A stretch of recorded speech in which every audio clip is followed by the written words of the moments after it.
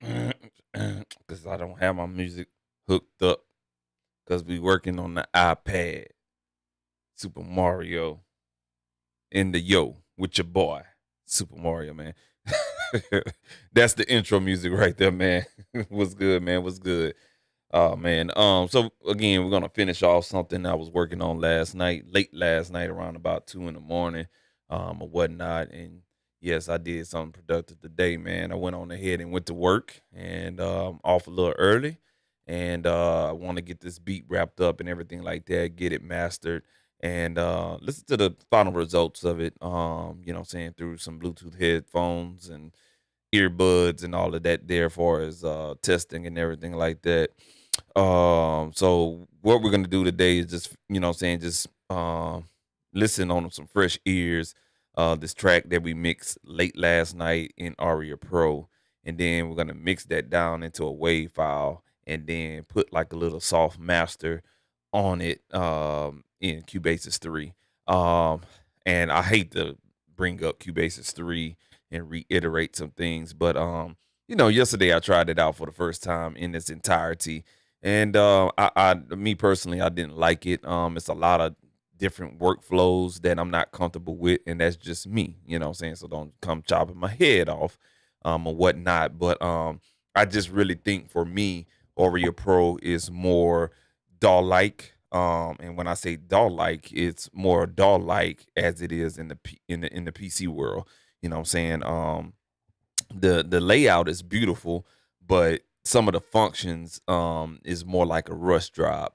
So when I say a rush job, I'm meaning let's hurry up and develop Cubasis 3, and not let's focus on, saying, what do real people that mix on a daily basis that take this seriously do. It seems like Cubasis 3 is really marketed for beat making and not really both beat making and mixing, you know what I'm saying? Versus with Auria Pro, I think they really kind of like developed it in more of the mixing mind frame, or whatnot, you know what I'm saying? So I just wanted to get that out the way. So I did find a tool in Cubasis 3 that will satisfy my pleasures, and that was the mastering strip. You know what I'm saying? Really, really good. And it sounds really powerful coming out of a iOS device.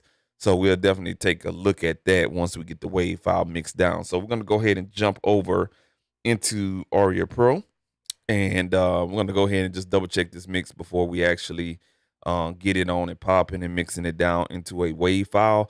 And then we'll upload that WAV file in Cubasis 3. So last night we worked on a mix that had a little bit of, little bit of funk in it or whatnot, man.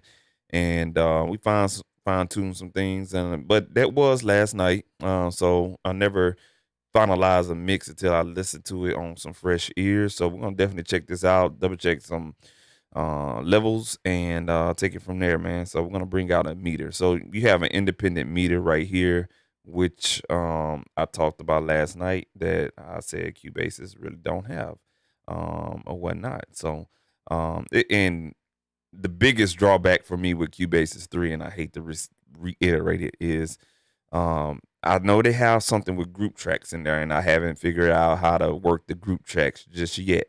But if you want to route all your drums in Cubasis 3, I'm assuming that you will create those multiple tracks into group tracks. Well, I better damn hope they, create these group tracks into sub mix tracks or bus or return tracks like it's showing in this gray area right here on Auria Pro. Because if not, man, you can't really call yourself a full-fledged DAW. And I'm just going to keep it 100 with you, man. So with all that being said, though, man, let's go ahead and check this mix and see what we got.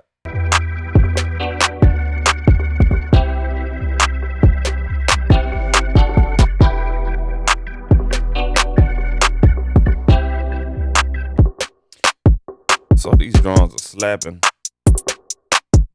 so we may have to turn these bad boys down.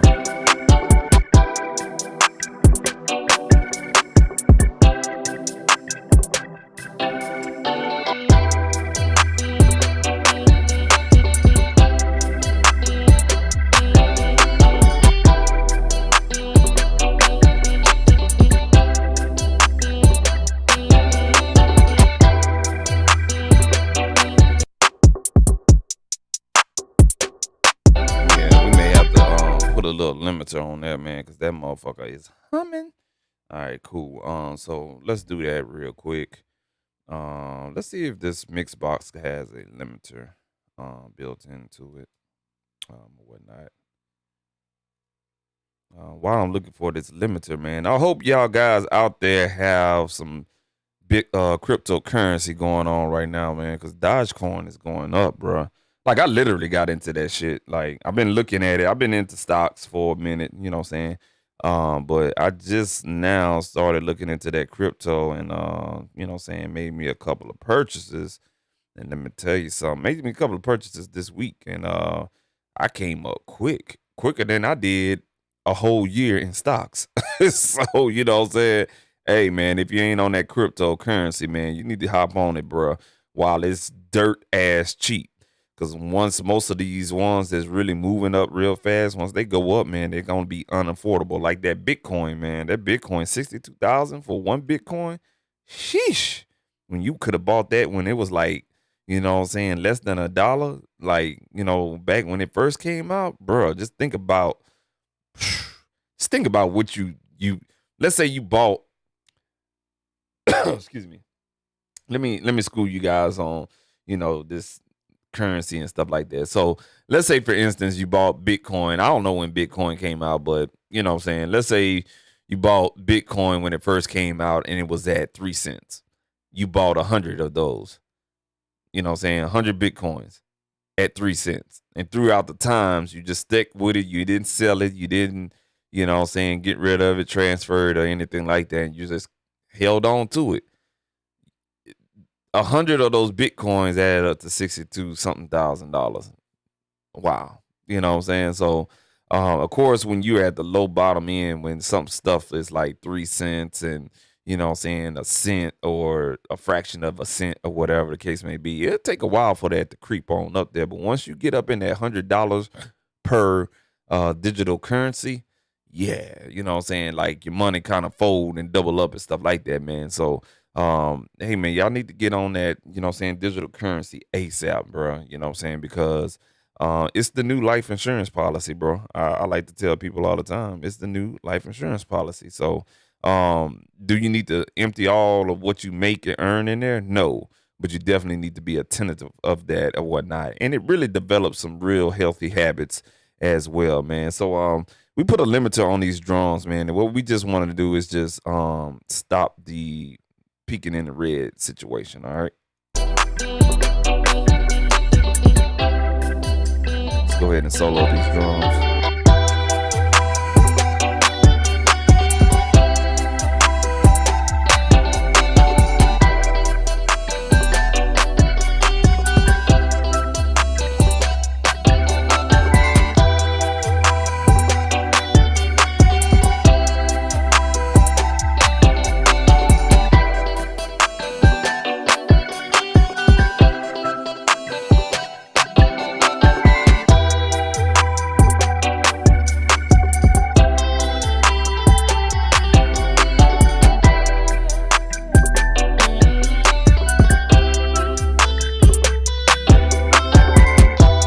All right, cool. So that won't work like I want it to.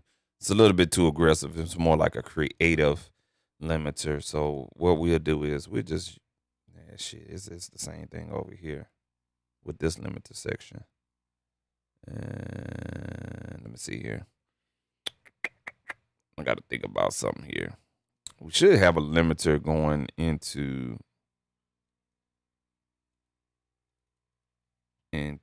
the drum bus. Let me just double check that real quick.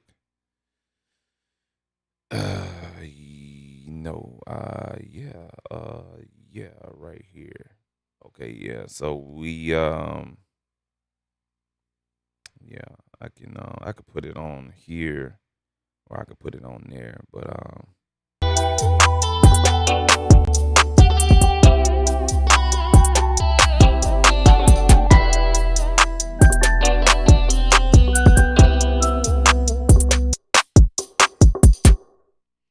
right, let's run that bitch back one more time.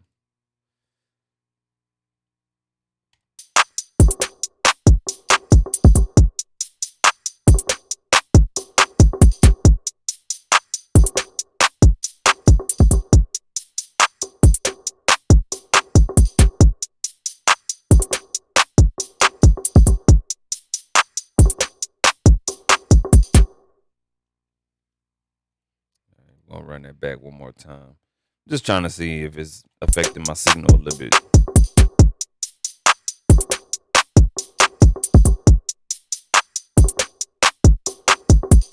Yeah, not too much, man. So it's just gonna block it out of the red. So we'll keep that limiter on the drum bus. All right, and just play that.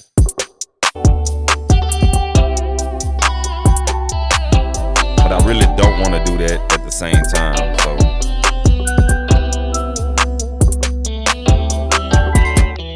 So what we may have to do is just go ahead and lower our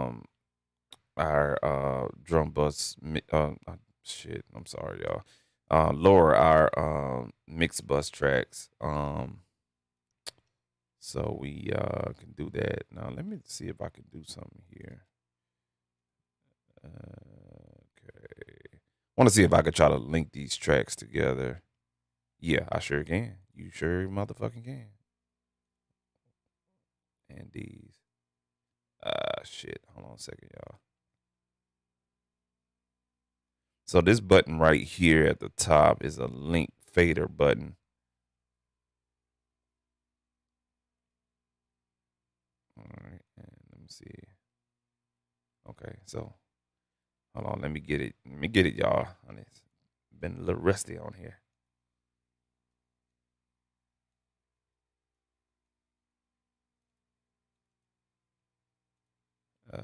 Let's see here.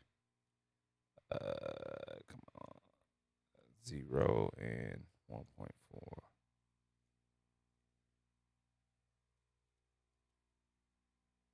Let's see, put it on 0 and 1, negative 1.4. Trying to link these doggone faders. It's a way you can link these faders though. It's this this doggone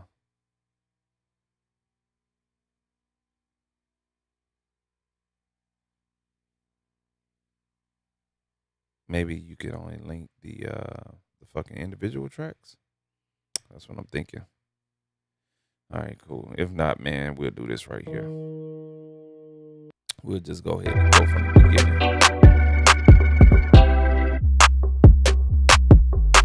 Just bring this down so it doesn't clip in the red over here on this meter.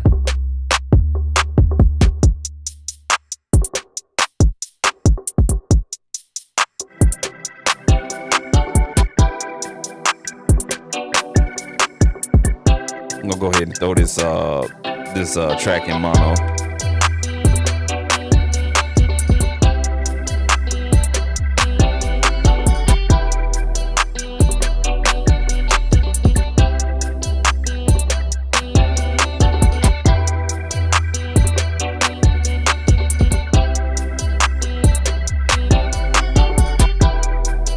I like how that sounded in mono. Sounds really balanced in mono. We turn the volume down too.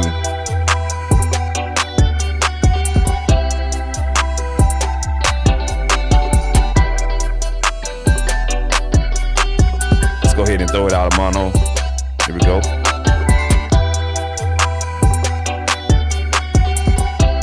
And we got a little bit of peaking in the red, just a hair bit, man. So what we're gonna do is we'll turn this down another dB, so we'll go down to 4.68, and then this down to that right there. All right, let's check this out now. So yeah, we're not getting a light. We get a light every now and then. We get a light every now and then hitting the clipper, but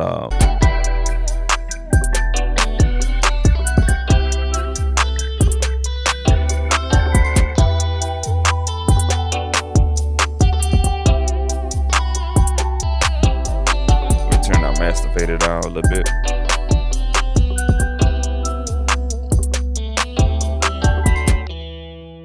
right, do it one more time. So I think we're good now. We're ready to go to mix this bad boy down. Wait till all the instruments come back. So I'll turn down the master fader a little bit, maybe another dB.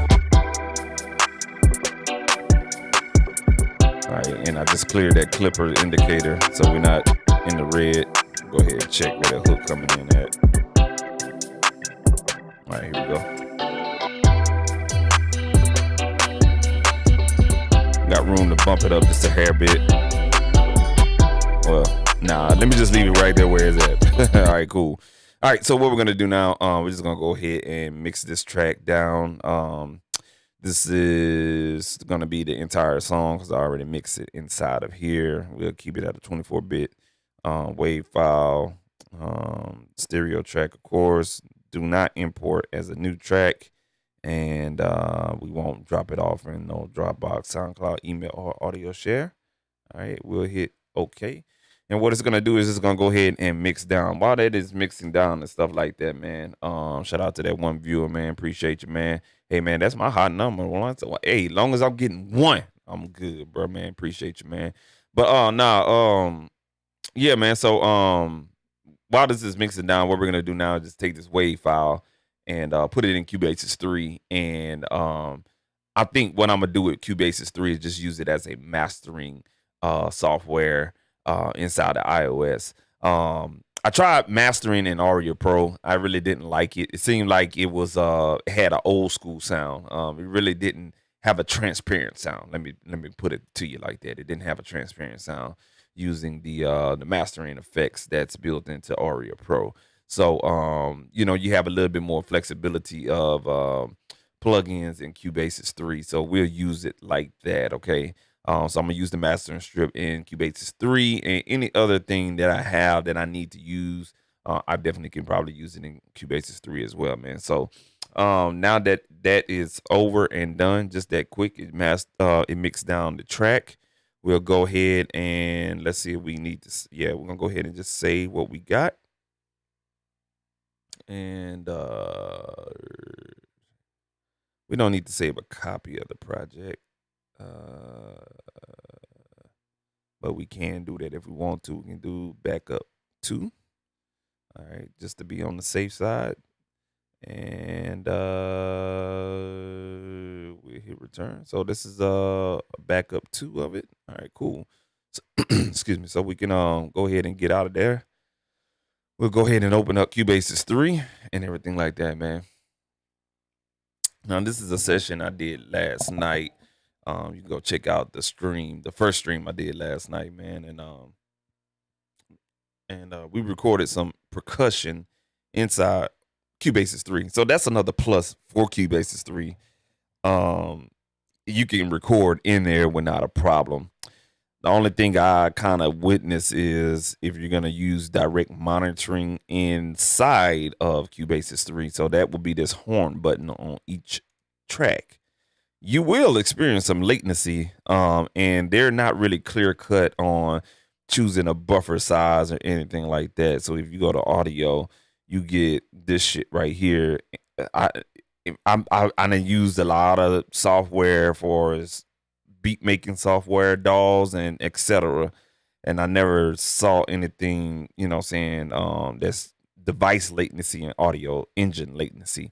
So for a person that really don't know, and I know, but you need to say buffer size or something like that, because a device latency, what's the difference between that and the audio engine? I may not know, you know what I'm saying? So don't fault me for that, but that could be very misleading for someone that don't know when they're coming from the PC world. So a lot of that terminology that we deal with is the buffer size. And it's real simple. You just adjust the buffer size of the interface. So when you see audio engine and the device latency, I'm confused on which one, you know what I'm saying? So that's that right there. But back to the topic though, man. Direct monitoring in here. If you're trying to record through an interface and it doesn't have direct monitoring, you're gonna be in a world of trouble because you're not gonna be on time.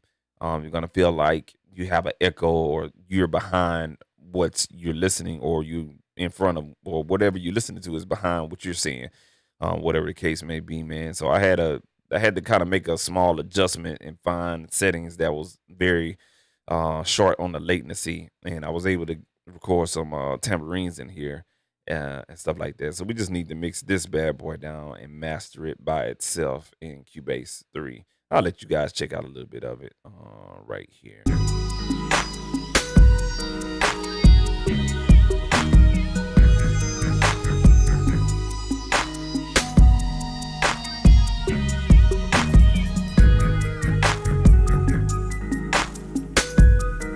I mean, I love the mix in Cubasis 3. I'm not even gonna lie to you. But the biggest drawback was, again, it didn't have those motherfucking return tracks.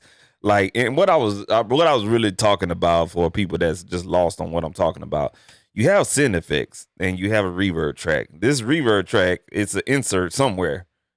Is it an insert on the individual tracks? Because if you go to this track, you go to this track, you go to this track, synth effects are still there. So there's a track somewhere. You have a send level that's sending the signal, let's say with this purple track right here, it's sending this signal to a reverb. That's what this little blue line is for. But where is it going? We see that it's going to this reverb right here, but where is it going? So let's say, for instance, you want to tame the reverb and turn it down, stuff like that. Where is it going? I'm new to the Cubasis world here in iOS, so I may be wrong, but again, it's not here for us to understand. Because what I mean, see where this blue track is? You should have a way to, let's say, click on 1 and 2 and go to your, or click down here, or this shit over here that says global should have some mixed bus tracks, but all you have is individual tracks. And so that's why I said, like, this is really more catered to a beat making type of situation, because all you're doing is mixing individual tracks into a master, and that's not a lot of routing flexibility for someone that really want to polish their song into a finished product and put it out there on digital streaming platforms. So Cubasis 3, that's a big turnoff, man. If you really want to break shit down, let's break it down and let's tell the truth about certain things. So that was my only drawback on that, but I love the sound of this motherfucker. I ain't gonna lie to you. I love it, man. I love it for real, for real. But you know, just flexibility on how I operate and workflow, I can't fuck with it, man. So I just wasted $30. I ain't gonna lie to you. But let's go ahead and create a new project. I'm going to call this YouTube streaming. We're going to call this YouTube streaming because that was the name of the beat, YouTube streaming 2 master. All right. And that's that track right there. Now let's go ahead and create a folder. So we're going to go to audio, go to my audio files, and we're going to create one folder. And this was another turn off for me as well. You have a my audio folder. Okay. Hold on a second. All right. So you have a my audio folder and you can create new folders. And I'm like, okay, cool. That's awesome. But then you come in here and let's say you do import and you want to import an audio file from wherever. Okay, and we're gonna go navigate to Auria Pro, where we did that piece of work at. Here is that WAV file right here. So what we're gonna do is just slide that bad boy in that folder, keep everything together. All right, we click that. Now it's telling you right here at the top right corner was imported in the media bay. So we go to the media bay, it's not in my damn folder. Now I directed it to Urube, not YouTube, but Urube folder, and my shit not in there. So now I'm cussing and fussing and where my hell my audio at. If you don't know this, you just started panicking. So you'll go back and later on you'll find it's down here. And then what we have to do now is highlight this, move, and I could be doing this wrong. So drop a comment and let me know. Help your boy out, man. But we have to move that one file into the folder. That's ass backwards. I am so sorry.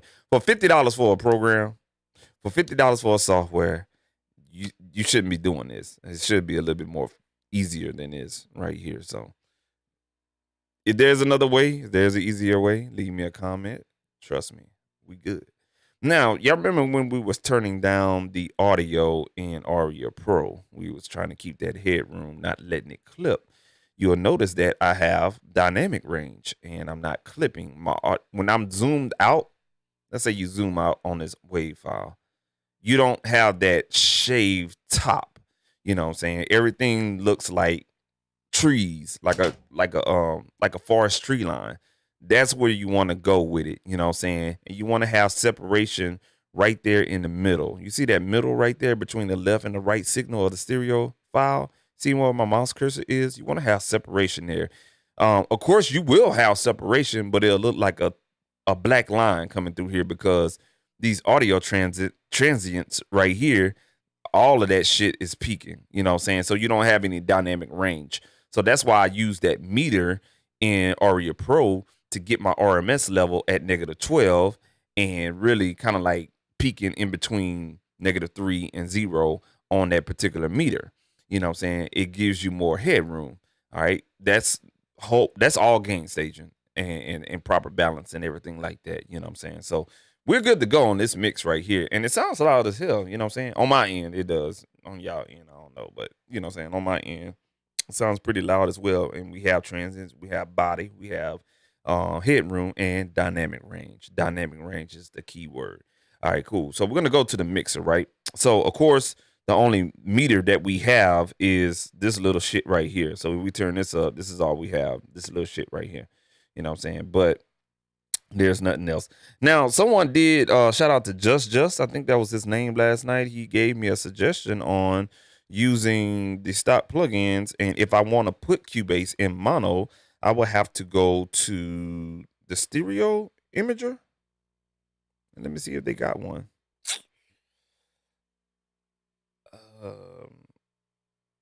I don't see it. I don't see reverb, delay, channel strip, studio EQ, shelving EQ, compressor, master strip, brick wall, limiter, noise gate, spin effects, filter, chorus, and flanger, phaser, amp sim, overdrive, and phase inverter. I don't see a stereo imager unless he's talking about what this is on the master strip. All righty. So that's not good. That's not good. So maybe he was talking about go to stereo imager here, but that really wouldn't make any sense either. Okay. So maybe he was talking about a third party stereo imager. Yeah. Okay. I ain't gonna say too much on that right there. So if I wanted to throw this in mono to do my mastering, how I'm gonna do that? Decisions. Yeah, so I will have to go to audio units and create another plugin, which sometimes you just don't want to do that. And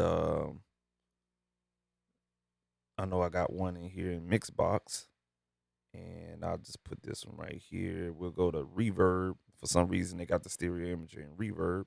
Okay, let's blow this bad boy up real quick. All right, and we'll take this and put it at narrow. That'll put it at mono. Okay, now we're listening to mono. All right, and we'll go there. And if we need to pull it up, we'll just turn it on and off. And we should be able to just move that underneath the master strip. Yeah, there we go. All right, cool. Actually, let's move it post effect. There we go. All right, there we go. Cool beans. So let me go ahead and turn that off right now. Let's pull up the master strip, man. Let's go ahead and master this biatch and everything like that, man. Let's make sure we got good audio first.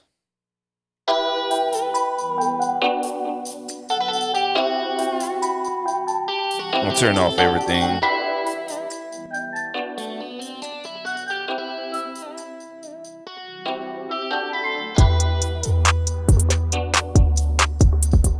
All right, cool. So we got audio.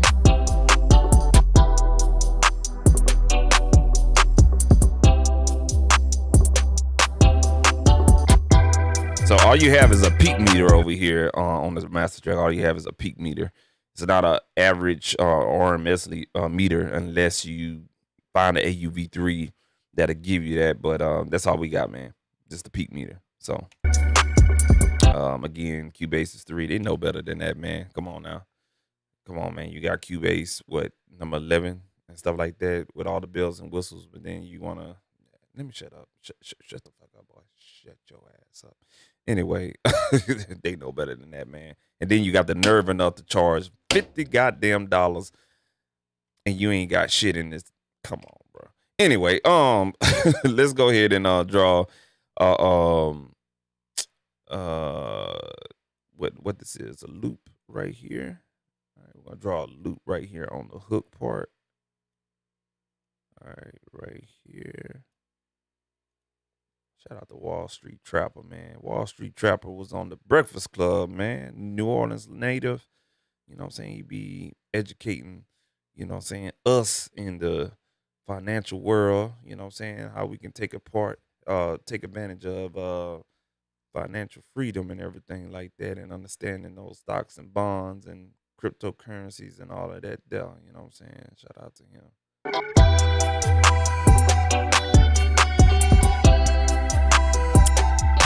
All right, cool. So what I did was I turned these thresholds at 0. All right, right here. Turn my thresholds at 0. All right, and what I want to do is put my ratios at 2:1. All right, bring that back down to 2:1 right here. All right. The next thing I'm gonna do is I have to figure out, okay, the red is my low. The blue is going to be my mid-range, and the yellow is going to be my highs. These right here, I'm assuming you can do volume adjustments per frequency range, all right? So this is the volume adjustment. If you want to turn up the lows, you can turn up the lows. This is not compression. This is attenuation and boosting. Check it out. You don't see any compression going on right here. We just turned down the lows. See what I'm saying? I turned that off. The lows came back. So you know what this kind of telling me? This is kind of like a dynamic EQ, but it says multi-band compressors. Did y'all know that? I don't think y'all knew that. Yeah, dynamic EQs are another form of multi-band compressor. Or a multi-band compressor can also be treated as an EQ. You know what I'm saying? You just don't have the filter options of Q-band width and stuff like that. So, hey, man, you learn something new every day, bro. So, this is pretty cool. The only thing I don't like about it is it don't show you any type of metering in here. They just give you a fucking wave file, like what that's going to do. So, what I have to do now is I'm going to have to load up another plug or a AUV3. And in this case, we'll go and pull up this analyzer right here. We'll put this reference level at 6 dB so we can see what the hell's going on. Cool deal. Now that we have this at a healthy GUI, what I'm going to do is decipher where my lows crossover points are. Find the dip. You got to find the dip.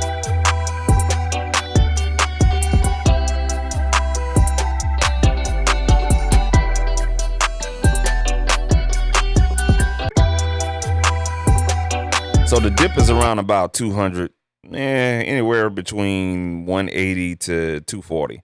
All right, so that's our dip in the low range. And then let's find the high range. So that's going to be somewhere over here. So let's go ahead and play it again.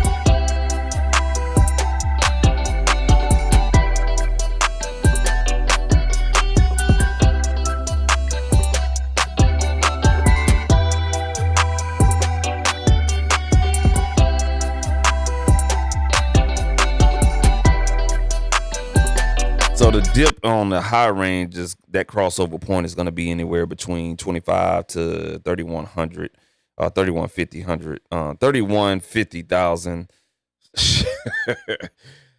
3,150 hertz. You know what I'm saying? That's 3,150 hertz. Okay, so that's where our high crossover frequency is for the dip, for the high range. All right.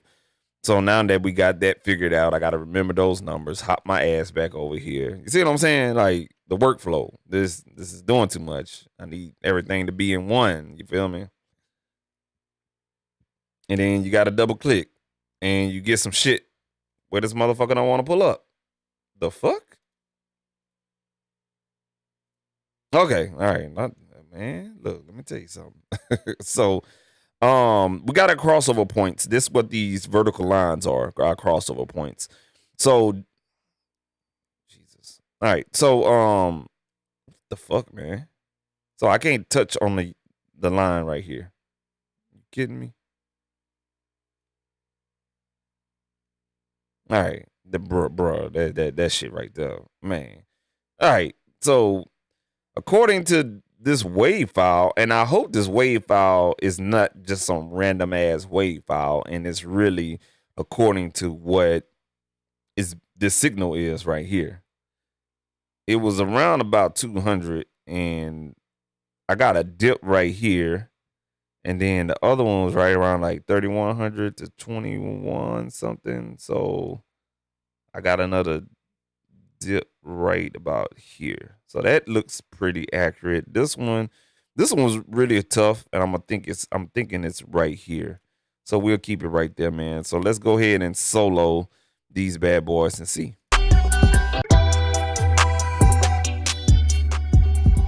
So that's the lows right here. So that's what we mean by solo. You don't have a solo function on here, so you have to turn down each individual bands in order to hear this, okay?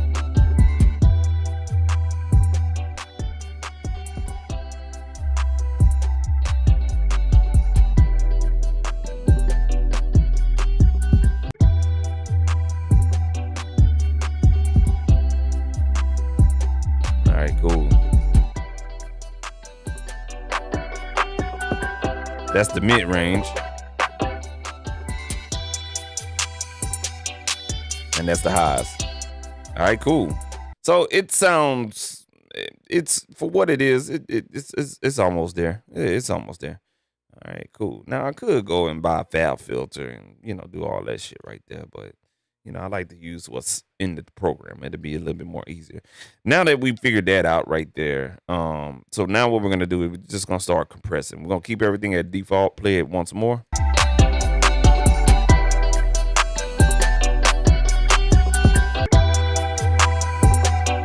So we're gonna compress those lows a little bit.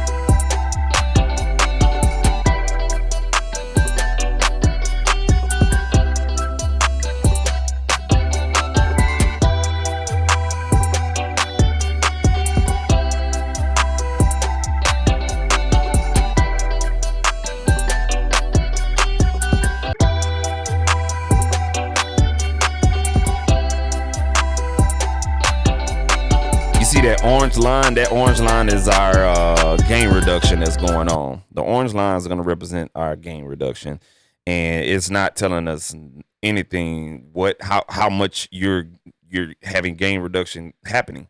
There's nothing. You got to really use your ear on this right here.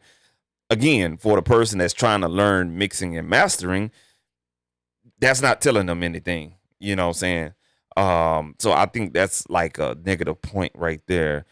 Because if you got somebody they need to learn, okay, if Dave Posada say when you use a multiband compressor and you start compressing, you don't want to go past -3 on the low frequency range. You know what I'm saying? You're going to use that as reference. Okay. You don't have a reference point. You see what I'm saying? So you be doing this and you think you're doing something.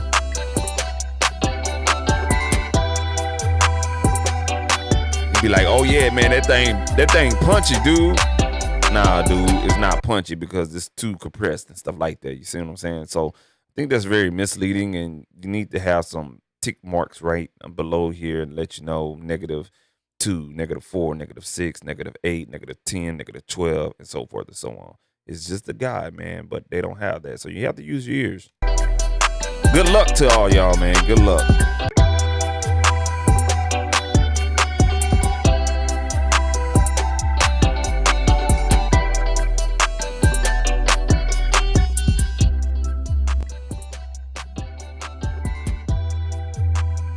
So this is what you're gonna have to do.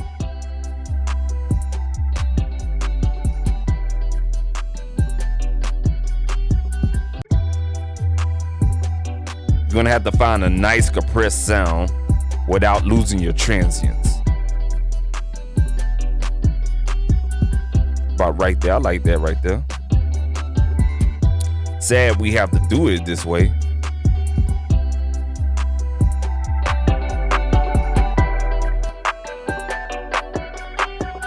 All right, so we're gonna do the same thing with the mid-range.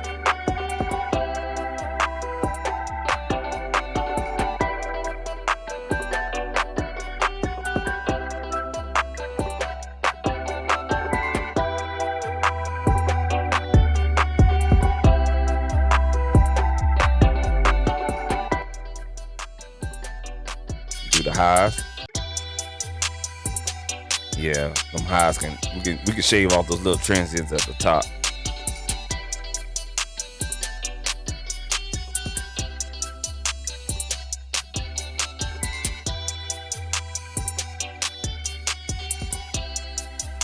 You hear that hi-hat?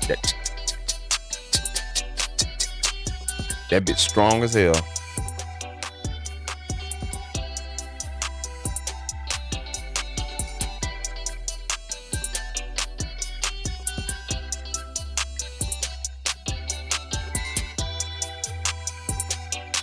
Like it right there.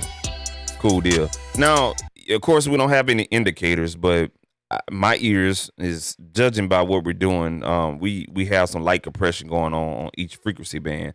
Again, that's a big negative, man, because if you don't know what the fuck you're doing, you're gonna be compressing shit and you're gonna have a fucked up mix down or whatnot if you use the master strip. Update, yeah, they need a big ass overhaul. I ain't gonna lie to you. Can I work on the research and R&D team, the research and development team? Cause yeah, let me earn a paycheck, bro. Cause this ain't what's up. I wouldn't even let them release this shit for $50, man. You have to drop this down to $25 because you're missing a lot. This is bad. This is very bad. So now what we could do, we can make a choice here. We can listen to what we compress, and now we can EQ, so to speak. So we can turn up or turn down. Now let's turn these off and see what happens. See what I'm saying? Let's do that one time. Turn it back on.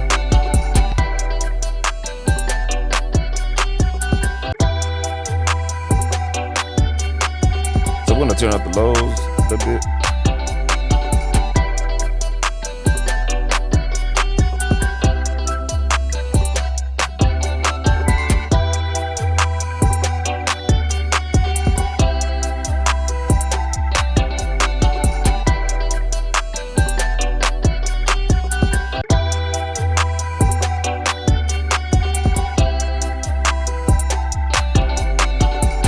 Cool. So the improvement came when we turned up the bass 1 dB.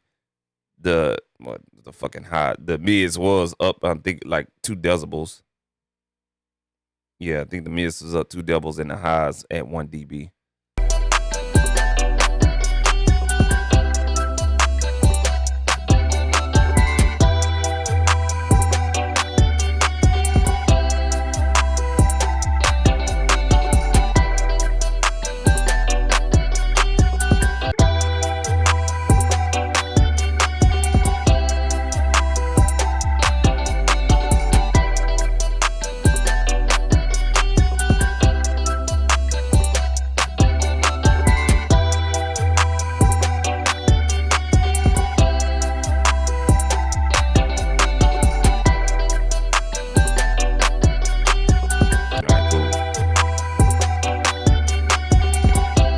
So we definitely have an enhancement on here now.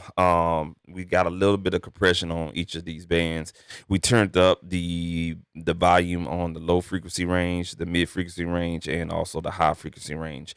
And so we treated this like as if it was a dynamic EQ. Again, if you're using a multi-band compressor, definitely use your crossover points.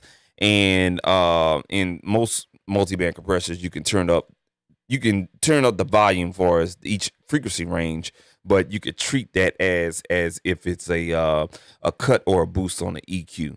So, you know what I'm saying? This, if you really look at it, it's a 3-band EQ with compression on each band. And what determines the 3 bands is the crossover points, which is these right here at 276 hertz and at 2.69 thousand hertz. Okay. All right, cool. So that's what that is right there. Now, we did that in mono. Why you did it in mono? Hey, man, sometimes you can work in mono. Yes, sir. So what we're going to do, oh, you know what? I'm lying. I am solely lying. I am solely lying. We didn't do that in mono. That's stereo.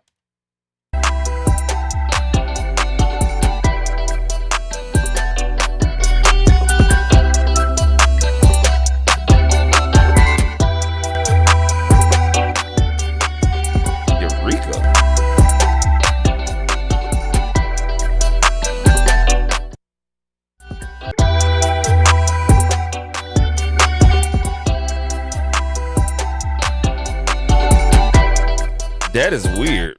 So when we turn this down, the stereo imagery, the shit gets louder, but it deletes itself. Wow.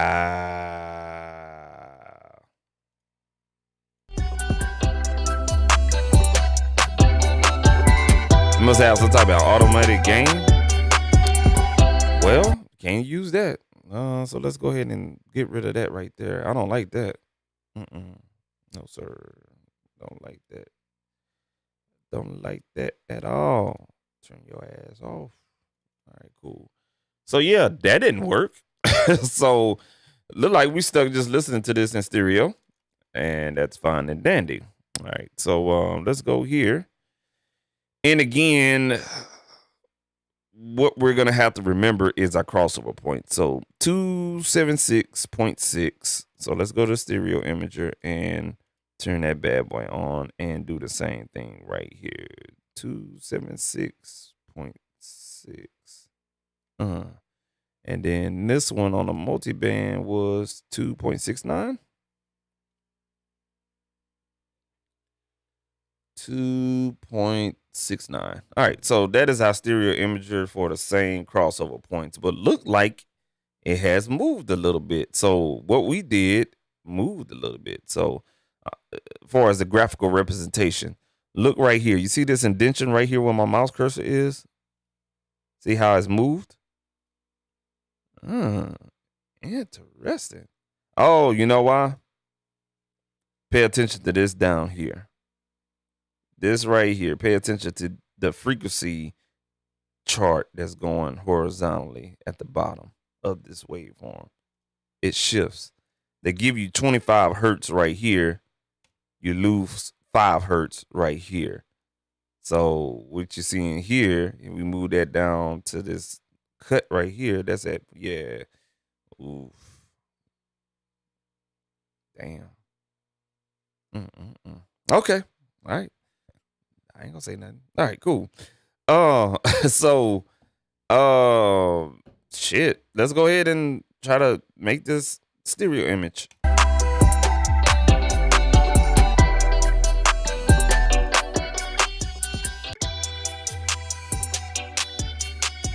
Oh, what's this?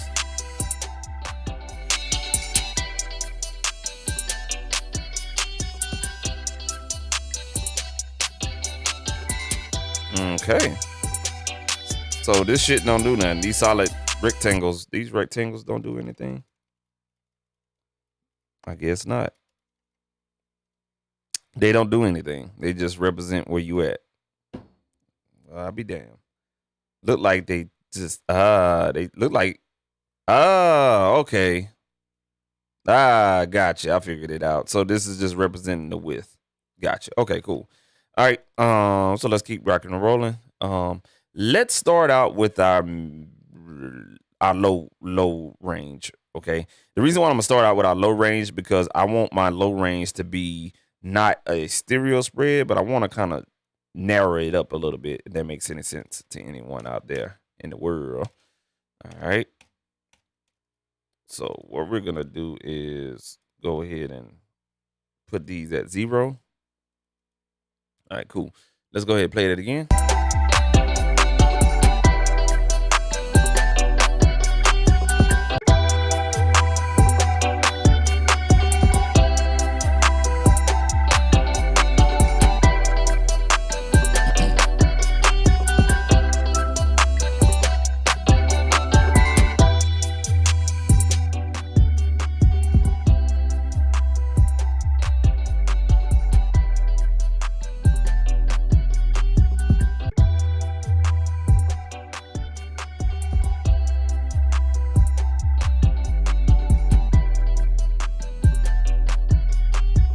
right there.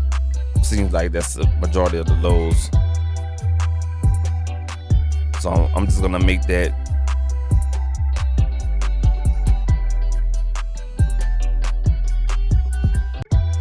narrow at 25%.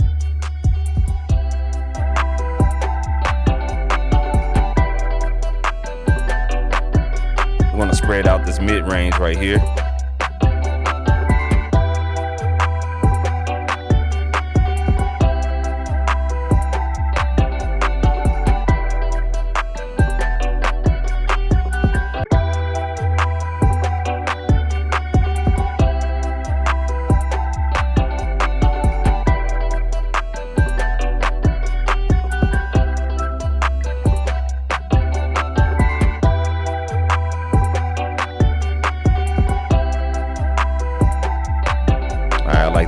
At 108. Now let's go ahead and turn this high situation up right here. All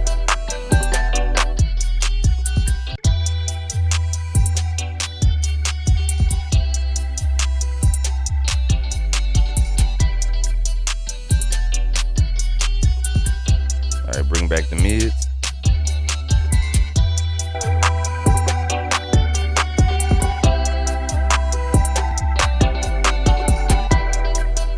You'll notice that you got a lot of crowding in the middle when it's off, but when we turn it on, you'll notice the mix kind of spread out a little bit.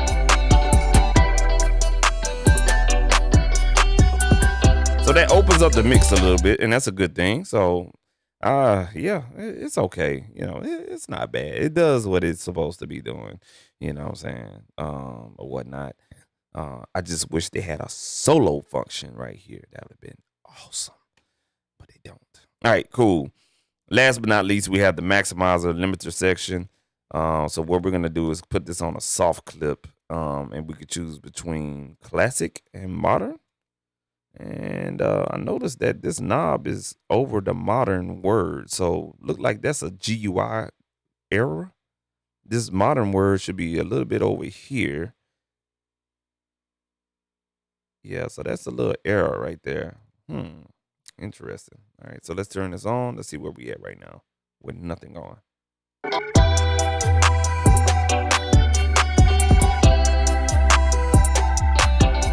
Now you'll notice that I don't have a meter in here.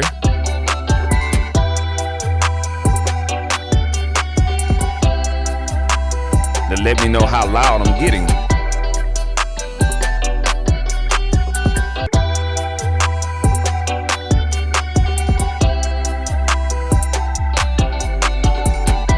I like it at 3.5%, but I don't think I'm doing, I don't know. I don't know. You know what I'm saying? So because the mastering meter is only going to give me so much. All right. Shit balls. Woo, Lord. Let's see what the brick wall. Yeah, it's not giving you anything. It's just giving you reduction. Interesting. Very interesting. Let's go to audio units. Let me see if I got something in here that does some pretty good metering. I doubt it. Besides that analyzer. It's a sad day in Gotham. Because we ain't got it. No, sir. Yeah. We are SOL. We'll pull this bad boy up. And we already have it up. Yeah, we do. So we could just go ahead and use this one right here. Let's see if we can get some type of analysis off of this. All right, so here it is right here. So we'll have to reference this right here. We want to get that up to 0. So let's do our thing.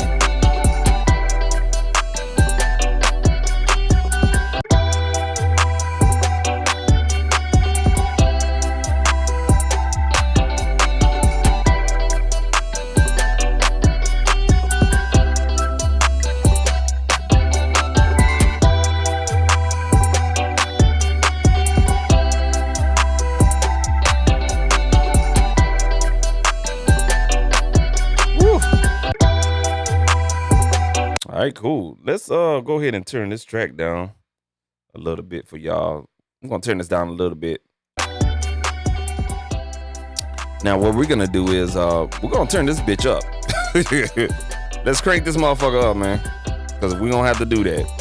Y'all notice I turned my mix down for us. What's going on in the stream. Cause we about to crank the loudness maximizer up because it's acting like it's not doing nothing. This is not telling me anything.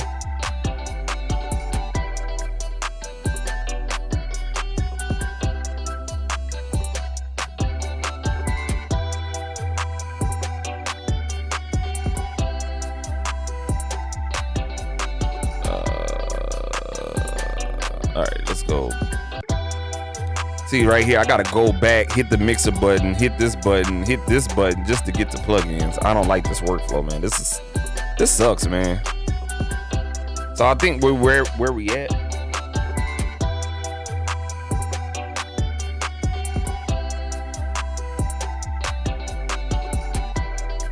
I'm gonna bump it up one more time. Oh my god, bro. Oh man, I gotta. Oh, bro.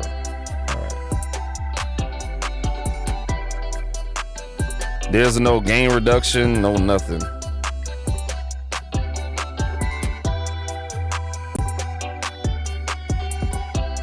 I like it right there. That's 11.5% going in.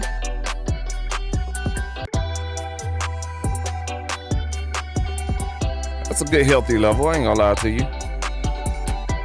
Again, I wish I had some type of metering in here.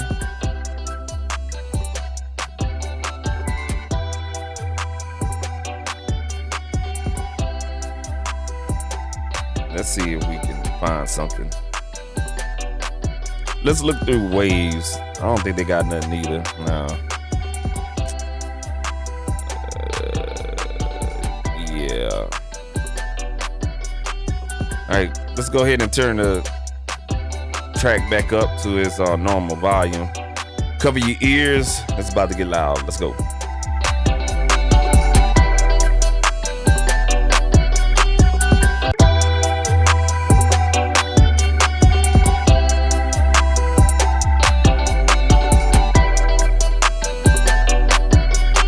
It don't sound bad.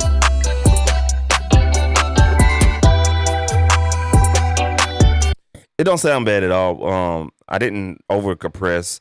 And the loudness maximizer is pretty transparent. I will have to give it that. Okay. Oh, okay. I see why that was a problem. When you zoom up and zoom down, the modern, they want you to stay in this little small thing right here. That's odd, but okay.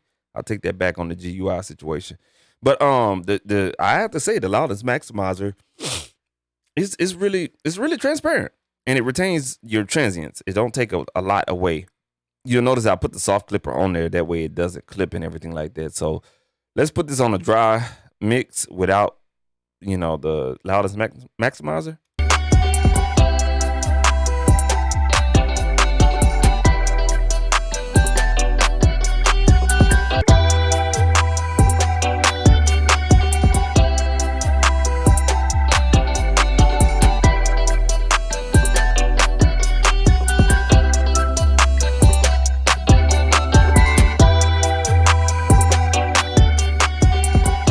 Now, I am noticing something right here on this output meter for this channel strip. It has to be for this channel strip. It's no matter if I bring it all the way 100 or down to 0, it's stuck on 3. So I'm wondering if this soft clip is now allowing it to go past 3 dB.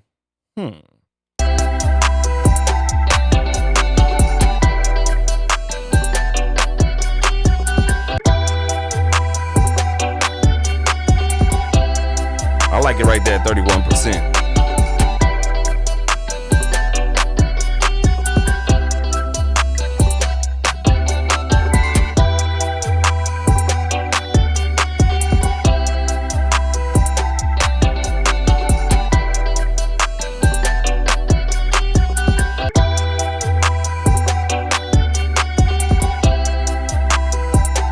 Cool. cool. So I think we are pretty much done with the mastering and everything like that. That was a little quick master.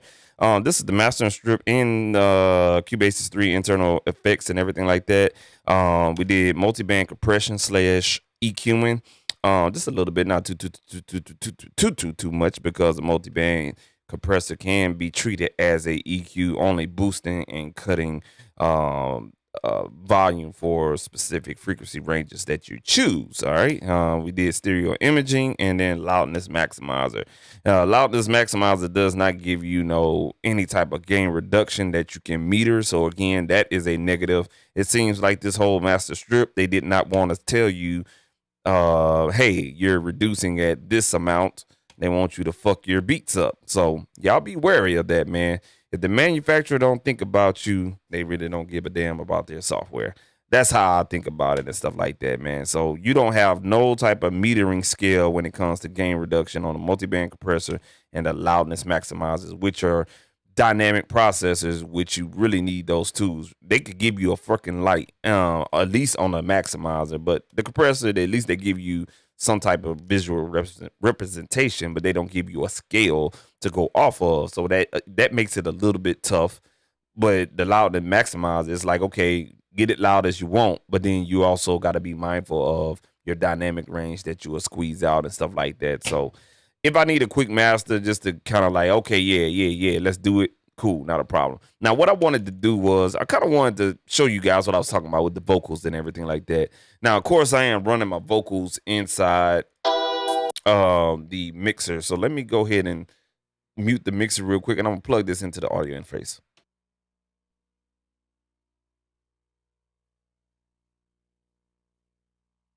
All right, cool beans. So now you can hear me through the audio interface. You can definitely hear a difference.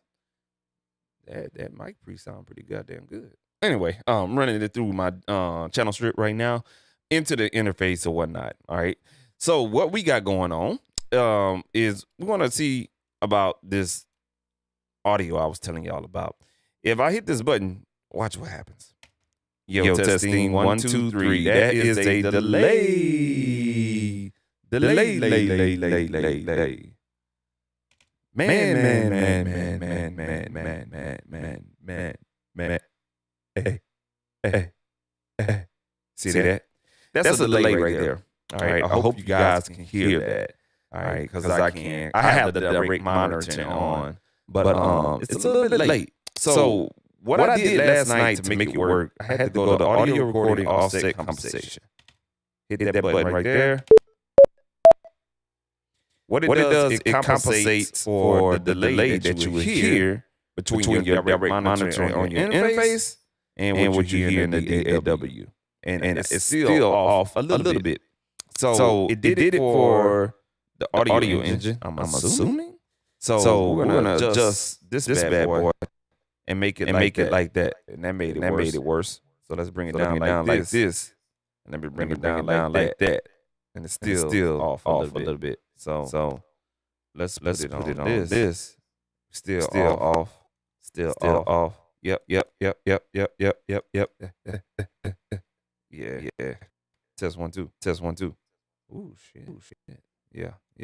This is horrible. All right. So we can put it on 2.7, and that's still off. So yeah, no matter what adjustments I make here, it's still gonna do what it's doing. Yeah, this is bad. Let me hit this one more time. All right. Still there. We have 36 milliseconds of latency. Okay. Now let's do this. All right. Hey. Yo. Still doing it. Yeah. So 64 meg, and you started to get it crackling. Yeah. Put this back on that. When I change the device, the audio latency moves.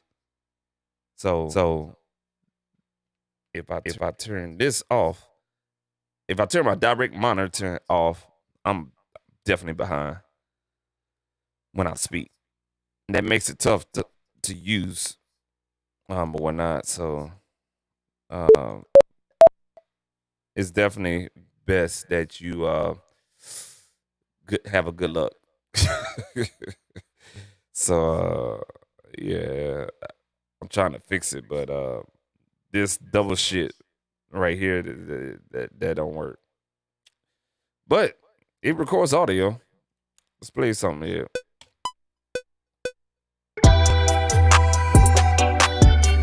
It's gonna be off. Now I'ma count 1, 2, 3 on the beat. Y'all ready? And y'all gonna see how it's gonna be off. 1, 2, here we go. 1, 2, 3, 4. 1, 2, 3, 4. 1, 2, 3, 4. 1. All right, cool. So, did we record? Let's see here. All right, cool. Here we go. Now this is my 1, 2, 3, 4s. Oh, I'm sorry. Let me take that off right quick. All right, cool. All right, so this is our 1, 2, 3, 4s right here, man. Right there. Notice how these 1, 2, 3, 4s are gonna be off on the downbeat. This is gonna be our downbeat right here. You just zoom in, just look at the downbeat right there. Check it out. Nope. Let's go back here. All right, so where we was. All right, here we go. This is our downbeat right there, okay? If I was to mute this, you would hear where the kick drum drops. Okay, so that big thing right there, that big wave file, that's our kick drum. But look at where the one at. See what I'm saying? Play that. Unmute that.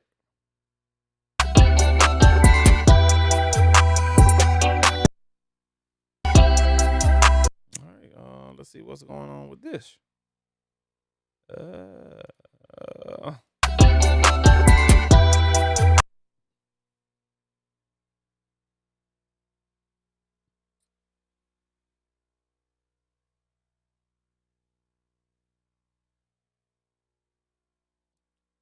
Okay. We don't got no audio. I wonder why. Interesting. Let's go ahead and erase that. It's gonna be off. Now okay. That was weird. It's gonna be off. 1, 2, here we go. 1, 2, 3, 4. 1, 2, 3, 4. So I was counting along with the beat, and the recorded stuff, it just went off. 1, 2. Right here is the one. Right here. This is the one. Right here. 1, 2, 3, 4. It's off. You know what I'm saying? So, if you're trying to record vocals in here, and I actually have an interface with the iPad. Okay, so it shouldn't be off. Yeah, big problem right there. Big facts, big problem. Whatever case may be. But anyway, man, we're gonna go ahead and erase that, man. We're gonna go ahead and just call this this particular stream a wrap. Not gonna be before you guys too long. It's Friday, man. We're gonna go ahead and have us a beer too, you know what I'm saying? Enjoy our time and everything like that, man. Or whatnot. But yeah, bruh. What can I say? I don't know. It's many ways you can skin the cat in iOS. They have a mastering AUV3 or some type of AUV3, AUV, AU effect or whatnot, strictly for mastering. So do you have to necessarily use Cubasis? No, you don't. You don't necessarily have to use Cubasis to master or whatnot. That's just me. But I bought the motherfucker, so I'm stuck with it. You know what I'm saying? So I'll use it for mastering. I like the maximizer in here. Hopefully in the update they'll clean up some, you know what I'm saying, ways you can monitor your gain reduction in the dynamic sections of the master strip. Telling you guys, is this shit off? It's not doing nothing. Hold on, y'all. Hold on a second. See, this is the shit that I be talking about. Hold on a second, y'all. Let's delete this track. Maybe I'm looking at something wrong.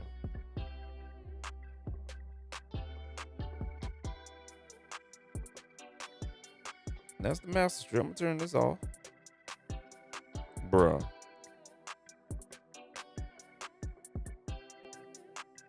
See what I'm saying?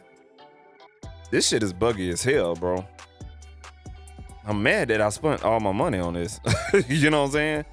Steinberg, you too big of a company to be having like issues like this, man. For real, for real. But then again, you know, this is iOS. They're not gonna support this because, you know, they're not gonna make a lot of money off of this. You know, so if you're a user and you're paying $50 per product, you know what I'm saying, and you got to think about the budget and the price point versus Cubasis 11, and you have more people buying that at what, 400 something bucks average, you know what I'm saying, new user, you know what I'm saying, not an upgrade, about $300 to $400.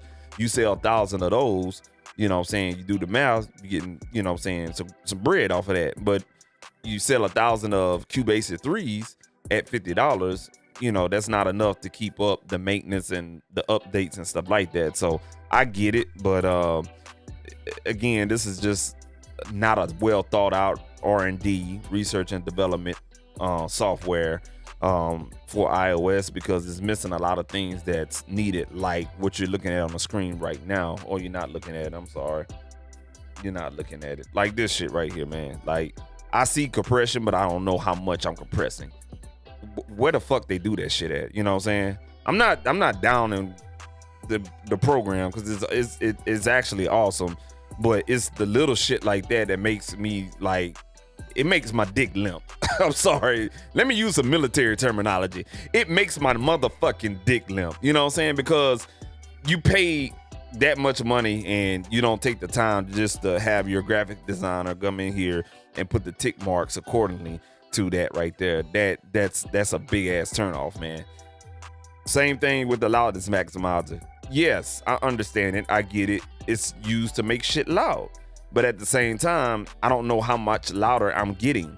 You see what I'm saying? So I'm really operating off a whim, and I really got to know my shit. You feel me?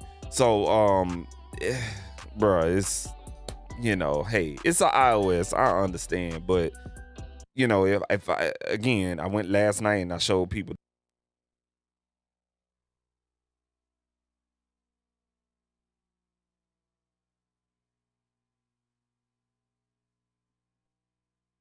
Sorry, guys, I had to switch over to the, a different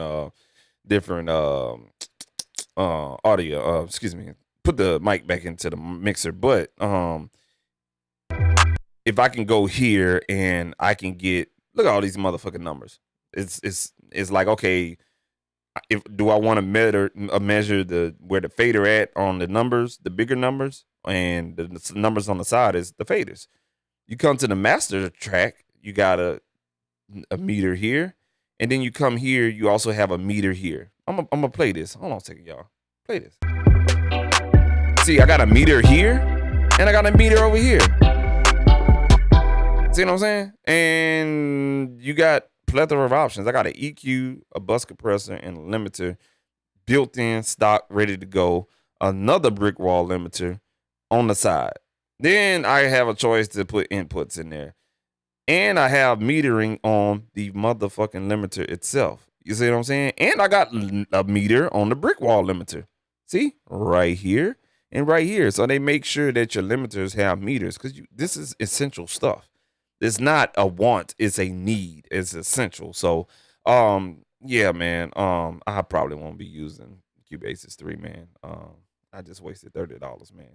But this is the type of stuff right here that, again, like I was saying before, that, you know, you need to have on your program or whatnot. But I mean, for what it is, Cubasis 3 does have a very good sound engine. Let me give it to them right there. They got a good sound engine in their software.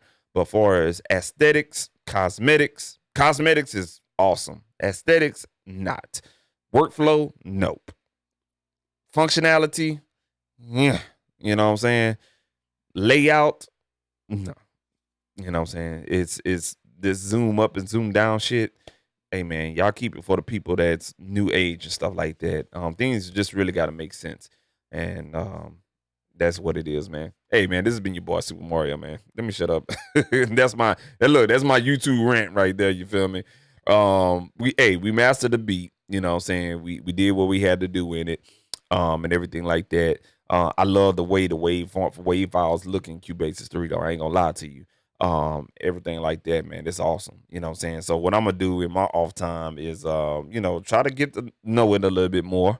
But I'm just giving my initial thoughts in the last 24 to 48 hours after buying this motherfucker.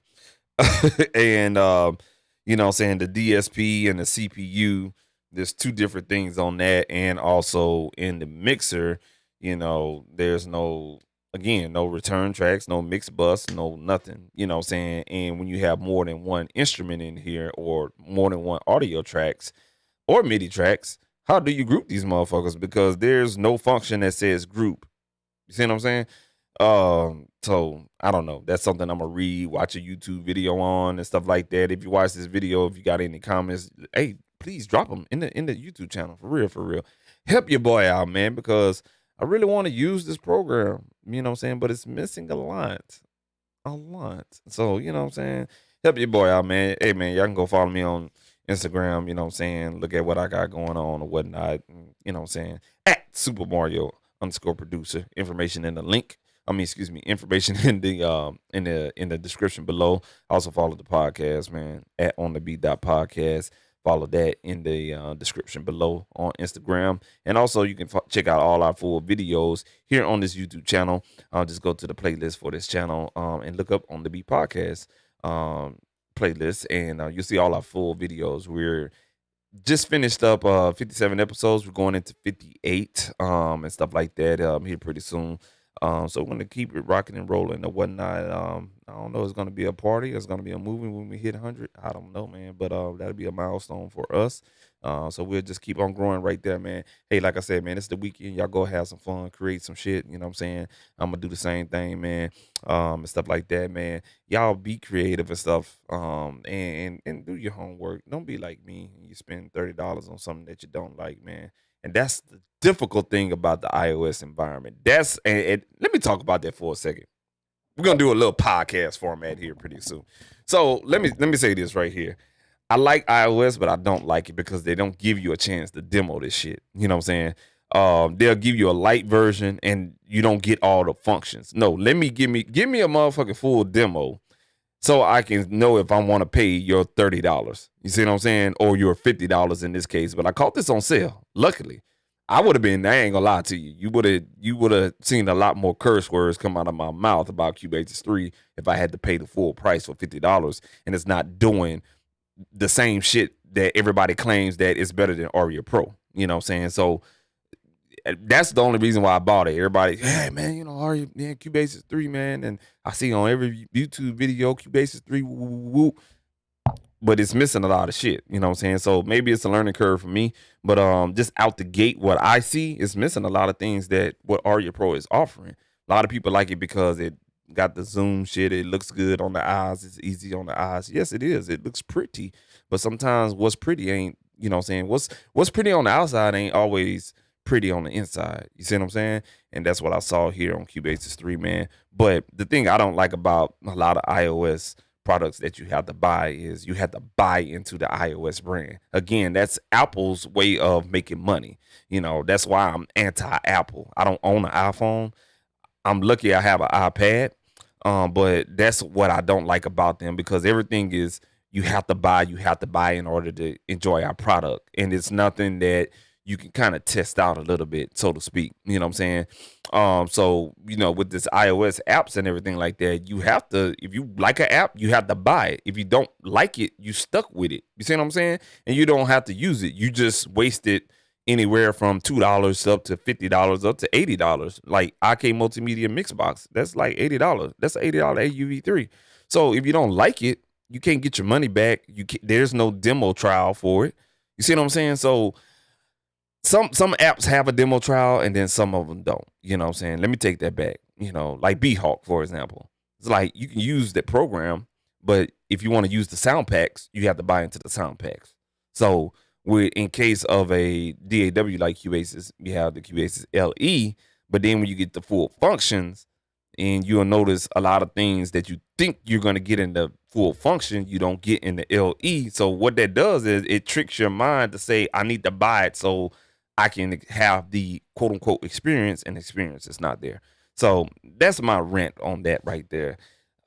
That's a nail biter. I ain't gonna lie to you. So be careful of that, man. You know what I'm saying? Make sure you do your full research on it. And I thought I did, but I guess I didn't. Because nobody never talked about it. That's the cold part about it. Now that now that I'm kind of slowing down and thinking about it, all the research I did on Cubasis 3, I never seen anybody talk about the routing aspect of it, like it's missing bus tracks and stuff. That's interesting, man. Okay then. Yeah. That's interesting. That's a good point right there. So, you know what I'm saying? Like I said, nobody never brought that up. Interesting. And to be honest with you, man, I went and I watched this YouTuber. This guy like got over 100,000 subscribers and stuff like that. And he never mentioned that either. But, you know, he uses Cubasis, the full version. He uses Ableton Live.